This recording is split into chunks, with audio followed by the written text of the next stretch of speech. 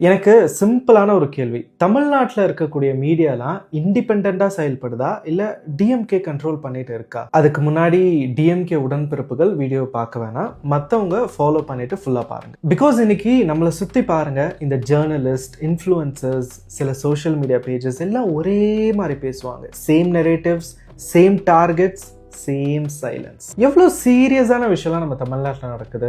ஒரு டிஎம்கே நிர்வாகி கார் வெட்டி ஏற்றி கொண்டதாக இருக்கட்டும், 1020 கோடி ஊழல், இந்த கிட்னி ஸ்கேம், ஏன் 2 வயசு பொண்ணை ரேப் பண்ணி கொண்டதாக இருக்கு. எந்த மெயின் ஸ்ட்ரீம் மீடியாவும் இதை பற்றி வாயை திறக்கவே இல்லை.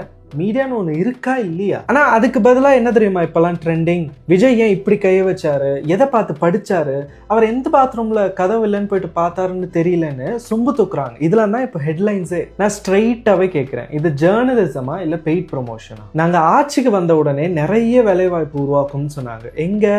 உங்கள் பெண் நிறுவனத்துலையா? இந்த பேஜஸ் கிரியேட் பண்ணி, நரேட்டிவ் ரன் பண்ணி, கொஷின்ஸ் கேட்ட உடனே அட்டாக் பண்ணுறது, இதுதான் உங்கள் எம்ப்ளாய்மெண்ட்டா? இந்த பெண் நிறுவனம் கூகுள் ஆட்ஸுக்கு, ப்ரொமோஷன்ஸுக்கு, இன்ஃப்ளூயன்சர் கேம்பெயின்ஸுக்கு கோடி கணக்கில் ஸ்பெண்ட் பண்ணுறாங்க. எலெக்ஷனுக்காக மார்க்கெட்டிங் பண்ணுறதுல இந்தியாவிலேயே இன்னைக்கு வரைக்கும் தமிழ்நாடு டாப்பில் இருக்குது. மக்கள் ஒன்றும் சும்மாலாம் விளம்பர மாடல்னு பேர் வைக்கல உங்களுக்கு. எனக்கு இருக்க முக்கியமான சந்தேகமே, நாளைக்கு டிஎம்கே ஆட்சி விட்டு போயிடுச்சுன்னா இப்போ டிஎம்கேக்கு புகழ் பாடுற எல்லாரும் எங்கே போவீங்க? ஆட்சி மாறாதுன்ற நம்பிக்கையா இல்லை மாறக்கூடாதுன்னு தான் இவ்வளோ எஃபர்ட் போடுறீங்களா? சரி, ஃபைன், நீங்கள் காசுக்காக ஒர்க் பண்ணுறீங்க, நோ ப்ராப்ளம். அதையே மறைக்கணும். ஓப்பனாக சொல்லுங்க, நான் ஜேர்னலிஸ்ட் இல்லை, நான் டிஎம்கேக்கு சொம்பு தூக்குறேன், நான் டிஎம்கேக்கு முட்டு கொடுக்குறேன், பெறப்பட்ட தொகை இவ்வளோ ரூபாய்ன்னு. இல்லை, நான் டிஎம்கேக்கு தான் ஒர்க் பண்ணுறேன்னு ஹானஸ்டாக சொல்லலாமே.